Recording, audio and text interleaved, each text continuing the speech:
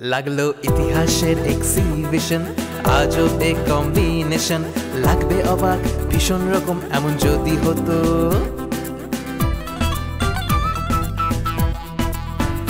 বাংলার নবাব with ex girlfriend, Gopal Bhar তার best friend, লেখিকা লিখছে নতুন ট্রেন্ড এমন যদি হতো। বিদেশের মাটিতে একটা কাণ্ড ঘটেছে, ঢাকার ভানুর সাথে ডাকাত ভিখু ভিড়েছে, একটা হ্যালুসিনেশন সব কিছু হেঁটে দিয়েছে। এমন যদি হতো, এমন যদি হতো, এমন যদি হতো, এমন যদি হতো। টেনশন নেবেন না, শুনলাম আপনার কোন এক বন্ধু নাকি আশ্রয় দিয়েছে আপনার ওয়াইফকে। সোহানাও তো আমাকে তাই বললো। আপনি কি ভাবছেন আমি আপনারা ভয় পাই? আপনি আমারে থাপ্পড় দিবেন, উল্টা আমি আপনারা থাপ্পড় দেবো, বুঝছেন?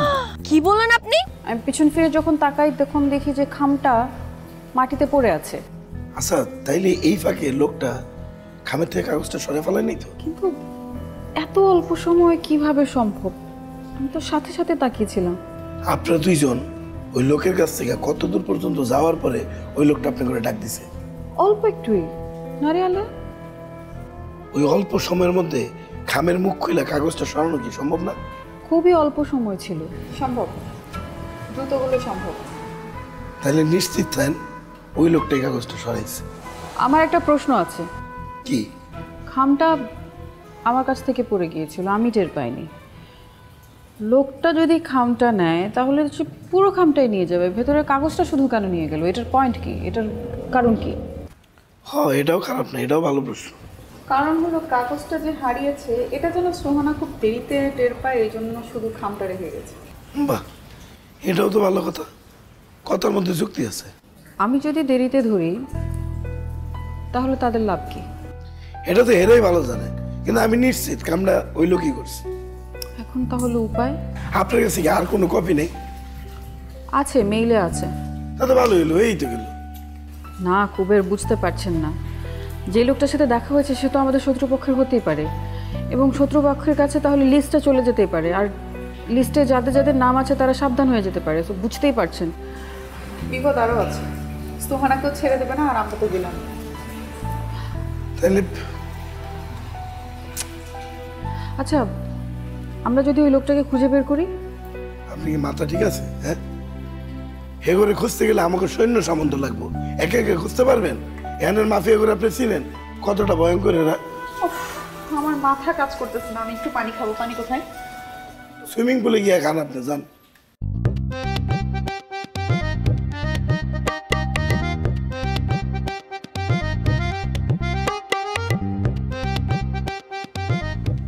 এ ভাই, ভাই, ও ভিখু ভাই, আরে ভাই এদিকে আসেন। ও আপনি? হ্যাঁ, কি করবেন কন? আপনি আপনার চোখে মুখে তো এত অস্থিরতা কেন?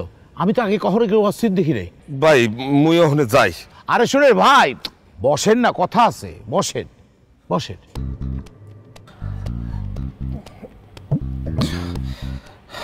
আপনার চোখে মুখে তো রাজ্যের অস্থিরতা, কি বিষয়? এত টেনশন তো কোনোদিন দেখি নাই। ভাই মুই ওখানে যাই, মুই একটু একলা থাকতে চাই। থাকবেন, কোনো সমস্যাই না, কিন্তু যত একা থাকবে তত যন্ত্রণা শুধু বাড়বে আর বাড়বে, বুঝছেন? যত অস্থির হবে তত খাদে পড়ে যাবেন।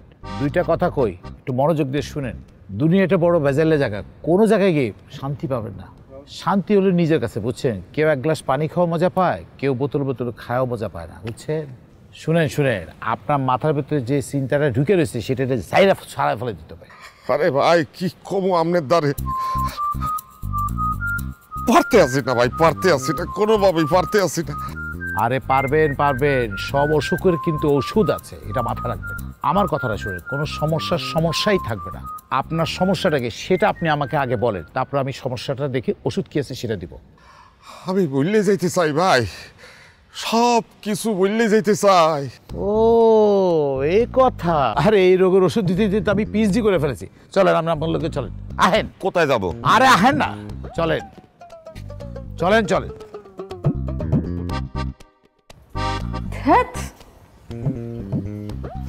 যেটা ঘটার এটা ঘটে গেছে, আমি বিরক্ত হয়ে লাভ আছে?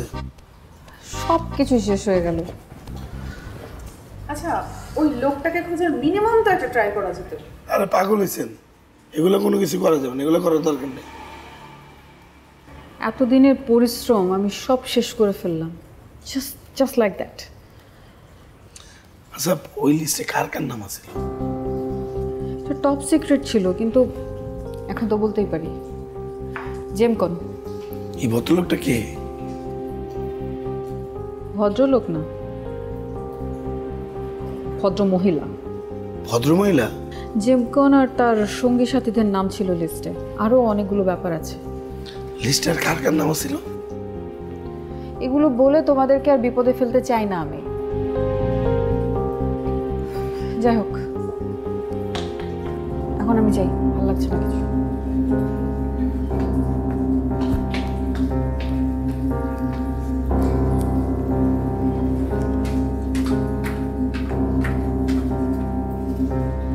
একটা মহিলার এত ক্ষমতা!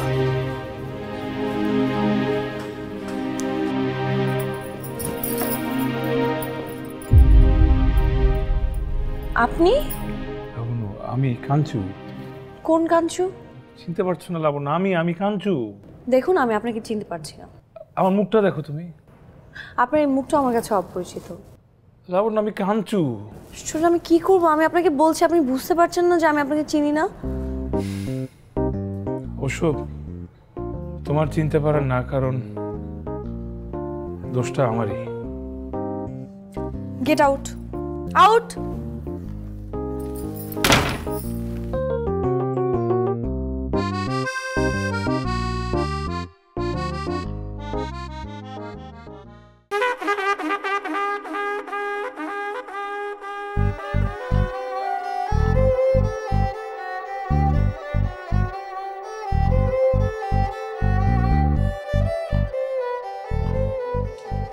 হ্যাঁ, সেটা কি কিসে? হ্যাঁ, কি হলো? কি হয়েছে? এমন করতেছেন কেন? পুলিশ। তো পুলিশ পুলিশ হলে কিসে? ঝামেলা আছে। কিসে ঝামেলা? পুলিশে ঝামেলা? হ্যাঁ। বলেন কি? আমি তো ভাই এই ঝামেলায় নাই। আমি এই ঝামেলা নাই। আপনার লোক সকল যুক্তি আমার বাদ। নবাব প্লিজ একটু দাঁড়ান। আরে কিসের প্লিজ? যাবেন না আপনি, প্লিজ একটু। আরে ভাই, আমি পুলিশে ডরাই ভাই, ভাগের থেকে বেশি ডরাই। আচ্ছা একটু ওয়েট। না না, ওয়েট। কি ওয়েট? $100। আপনি তো আবার আমার ফাঁসায় দিলেন, আটকে গেলাম। এখন তো থাকতেই হইব। কিন্তু সমস্যা হয়েছে কি, যে এটা তো পুলিশি কেস। $100 হইব না, চার্জ আরো বাড়াই দিতে হইব, ডাবল করে দিতে হইব। হ্যাঁ ঠিক আছে, পাবেন। আফা, মজিদ ভাই। ইস, কি তাদের সুন্দর লাগতেছে। বেশ, তাদের মনে হচ্ছে ফুরি পড়িস, খালি ডানা দুইটা নাই। কেটে বলেন মজিদ ভাই। আটটা ধরি হাত পড়বেন? আফার আর ধরতাম না। তোমরা দুজন সব সময় এভাবে হাত ধরে একসাথে থাকবে। কোনটাতে কার হাত বুঝতেছে নাকি? যে এইটা আফা, তোমার লাগে একটা টুপি আনছি। তাই? মেয়েরা কি টুপি পরে? তোমা সমুদ্র সৈকত গেলে দুলা লাগতো না? দুলার লেগে না লাগে, লেগে একটা সুন্দর টুপি। তুমি হেল্প করো না কেন আমারে? আসো, এই যে দেখো টুপিটা এমনি ঘুরে।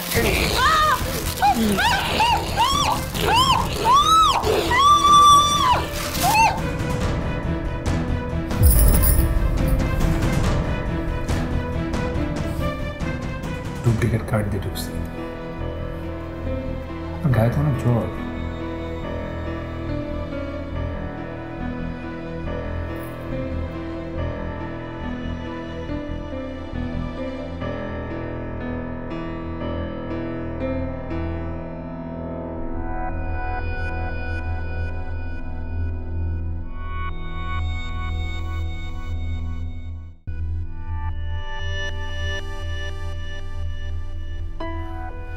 ও মাই গড,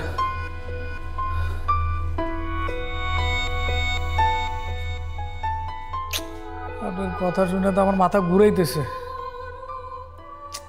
সে এত কিছু ঘটে গেল। তা আপনার জামাই কয়েছে, আপনি নিজেও তো জানেন না। দেখুন নবাব, আমি আপনাকে সাহায্য করতে বলেছি, সেটা বিনা পারিশ্রমিকেও না। সো আমার সাথে সবসময় ফাইজলামিটা করবেন না। আশ্চর্য ব্যাপার, আমি আবার কখন আপনার সাথে ফাজলামি করলাম? সব সময়ই করেন, এখনো সেটাই করার চেষ্টা করছেন। ও তাই নাকি? মানে আমি ফাজলামি করার চেষ্টা করি? আমি তো বুঝতেছি না। নবাব, ইমিডিয়েট আমি হোটেল চেঞ্জ করতে চাই। গুড। আপনি তো বললেন যে পুলিশ আসছে, কিন্তু সেই পুলিশ যে আপনার কারণে আসছে এটার তো কোনো নিশ্চয়তা নাই। এটাকে আপনি ভেরি গুড বলছেন কেন? শুনেন, সব সমস্যার ভিতরে নতুন সম্ভাবনা লুকিয়ে থাকে, এই জন্য বললাম। আপনি এরকম একটা হোটেল বা একটা আশ্রয় জোগাড় করে দিতে পারবেন যেখানে আমি কয়েকটা দিন থাকতে পারবো? অবশ্যই পারবো, তবে $300 লাগবে। ঠিক আছে। আচ্ছা, $300 চাইলাম কেন? হ্যাঁ, $300 আমি কি মানে আমার মাথায় কি $300 ঢুকে গেছে গা? দেখা গেলো কোনো জিনিস কিনলাম, সেটার দাম $300 না, কিন্তু আমি হুট করে $300 দিয়ে দিলাম। ভয়ঙ্কর ব্যাপার তো। বিড়বিড় করে কি বলছেন? না কিছু না।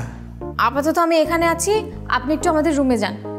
রুমে যেয়ে দেখবেন 2টা লাগেজ আছে আমার আর মজিদের, ওটা নিয়ে আপনি রিসেপশনে আসেন, আমি ওয়েট করছি আপনার জন্য, চেক আউট করবো। আপনি ঠিক 10 মিনিট সময় পাবেন, 10 মিনিট পর আমি ওখানে যাচ্ছি, ঠিক আছে? জি।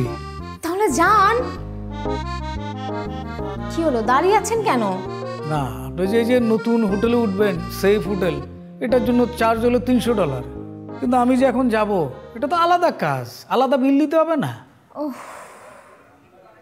এই জন্য কত দিতে হবে আপনাকে? আসলে এটা তো 500 বাত হইলে হয়ে যায়, 500 বাতেরই কাজ, কিন্তু যেহেতু এটা পুলিশি ঝামেলা আছে, পুলিশি কেস, আপনার 1000 বাত দিতে হবে। ঠিক আছে, দেন, পেয়ে যাবেন। আপনি একদম চিন্তা করবেন না, 10 মিনিটের ভিতরে আমি সব কিছু গুছগাছ করে আসতেছি, ঠিক আছে? Bye bye.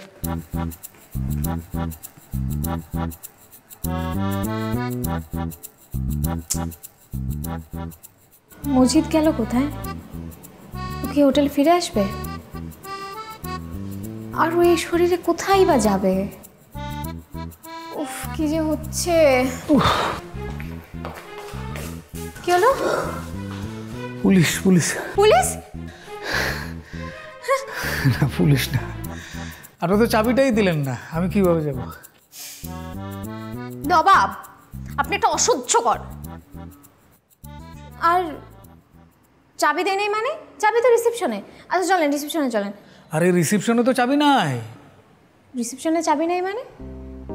আপনি কি করে জানলেন রিসেপশনে যে চাবি নেই? আচ্ছা, আপনি রুমে আছেন কি না এটা যাচাই করার জন্য আমি রিসেপশনে চাবি চাইছিলাম, ওরা বললো চাবি নেই। রিসেপশনে চাবি নেই তার মানে কি মজিদ রুমে এসছে? আচ্ছা, আপনি এখানে থাকুন, একটু ওয়েট করুন, আমি এখনই আসছি। না না, আপনি আমার সাথে চলেন। আপনি যান, আমার জাস্ট 2টা মিনিট টাইম দেন, আমি আসতেছি।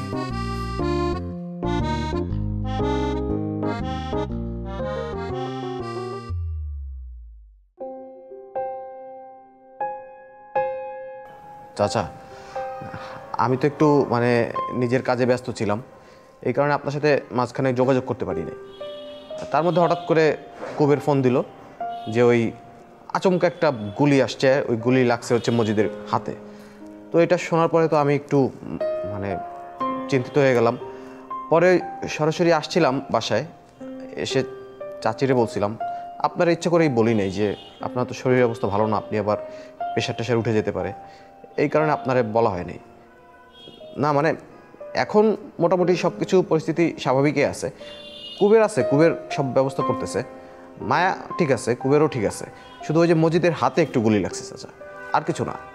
চাচা এমনি কোনো সমস্যা নাই, মানে আমি আমার এক বড় ভাইয়ের সাথে আলাপ করছি, ওনার আবার ওই থাইল্যান্ডে ব্যবসা আছে, পরিচিত অনেক মানুষ আছে, তো ওনারে আমি জানাইছি, উনিও আমারে বলছে যে সব কিছু সমস্যার সমাধান করে দেবে, খোঁজখবর নিয়ে ঠিয়ে মানে কীভাবে কী সমাধান করা যায় সেটা উনি দেখবে চাচা, কোনো সমস্যা নেই। তাহলে মায়া আমাকে দোষ দিচ্ছে কেন? কি বললেন চাচা? মায়া আপনাকে দোষারোপ করতেছে মানে ঠিক বুঝলাম না, আপনি এটার সাথে কিভাবে জড়িত থাকবেন? আপনাকে তো আমি অনেক আগে থেকেই চিনি, আপনার সম্পর্কে তো আমি সবই জানি চাচা, আপনি তো কখনোই এটা করবেন না। বুঝলাম না, মায়া এটা মানে চাচিরে ফোন দিয়ে এটা জানাইছে? কি বলেন? না চাচা, এটা হয় না। মানে আমার মনে হয় কি চাচা, ওই মায়া তো অনেক চাপের মধ্যে আছে, একটা মানে ঝামেলার মধ্যে পড়ে গেছে, হয়তো ওর মাথা ঠিক নেই, এই কারণে আপনার মনে হয় এই ধরনের কথা বলছে। কোনো সমস্যা নেই চাচা, আমি সরাসরি কুবেরের ফোন দিয়ে মায়ের সাথে কথা বলবো। মানে মায়া কেন এই ভুল ধারণা আপনার উপর হয়েছে সেটা আমি সরাসরি কথা না বললে তো বুঝতে পারবো না। আমি কথা বলে ঠিকমতো আমি বুঝায়া আমি এটা সমাধান করব।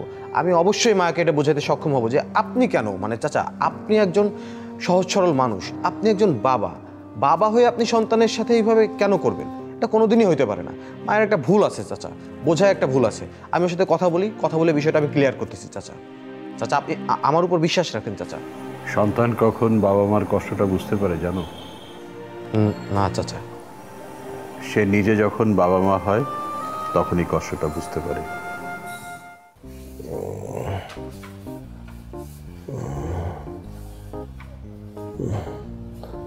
কি অবস্থা ভাইজান? পুলিশ আসলো কি তার লেগে? না, পুলিশ এসেছিল অন্য একটা কাজে। মা তো মনে হয় হোটেলে নাই। না মানে ওই সময় মায়া আমার লগে আসছিল। আচ্ছা ভালো, একটা কাজ করি, আমি না যাই দেখে আসি। হ্যাঁ এটাই ভালো, দেখেন আমি আপনার রুমে থাকি। হ্যাঁ আপনি আমার রুমেই থাকেন, হ্যাঁ আপনি একটু বিশ্রাম নেন। ঠিক আছে। আর মজিদ ভাই একটা কথা। কিতা? চাচা যান মায়ার আব্বা এই কাজটা কিন্তু করেনি। দেখছেন কি ঝামেলা আমরা তো পড়ছি। দেখেন আপনার সবাই মিলে দেখেন কোন আমার গুলি মারছে, এটা দেখেন আমার কোয়েনের পরে আমি আরে কুচ দিয়ে বললাম দেখো তাই মারলাম। আল্লাহ আল্লাহ কিতা দিয়েছে আমার অবস্থা জানতে না। একটু বার্লি খাইতে পারলে আর শাকও খাইতে পারলে তো শরীরটা ভালো লাগতো।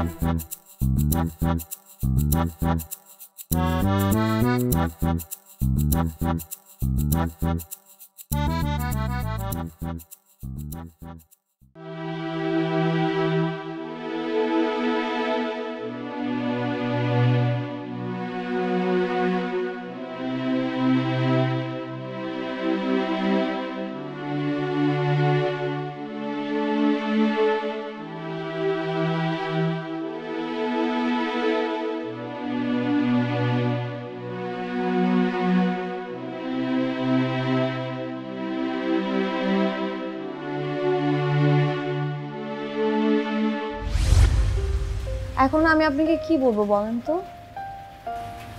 গান গাইতে বলতে। গুড, আপনি আমাকে একটা গান শোনান। তোমার গানের গলা ভালো না। এটা কোনো সমস্যা নেই, আপনি আমাকে একটা রবীন্দ্রসঙ্গীত শোনাবেন। রবীন্দ্রসঙ্গীত? যদিও এখন আমার গান শুনতে ইচ্ছে করছে না, কিন্তু রবীন্দ্রসঙ্গীত শোনা যায়। রবীন্দ্রসঙ্গীতের প্রতি আমার একটু বিশেষ ধরনের ভালোবাসা।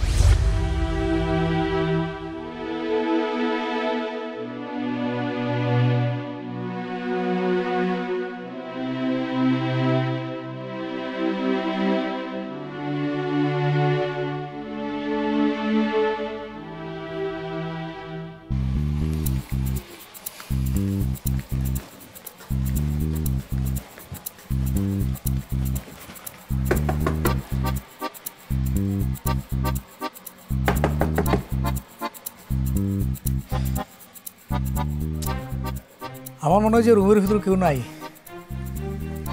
আমারও তাই মনে হচ্ছে। হ্যাঁ, অন্যরকমও তো হইতে পারে। সেটা কি? এই ধরেন যে আপনার স্বামী পড়ে মরে আছে। নবাব, কি আপনি রেগে যাচ্ছেন কেন? নাও তো হতে পারে, ফান করে বললাম না। তাছাড়া গুলি খাওয়া মানুষ যদি হাসপাতালে না গিয়ে এখানে থাকে তাহলে তো হইতেই পারে নাকি? আপনি যান, আপনাকে আমার প্রয়োজন নেই। তবে এই আরেকটা দেবদাস আমাকে বেশ ভাবিয়ে তুলেছে। তুই সেকেন্ড দেবদাস নিয়ে ভাবছিস? ওরা যে এদিকে শারমিনকে মেরে ফেলতে চেয়েছিল সেটার কি? আমার মনে হয় না ওরা শারমিনকে আঘাত করার সাহস পেত। আচ্ছা, আপনার কি জীবনে কোনোদিন বিয়া হয় নাই? বউ ছিল না? মরে গেছে? বুঝছি।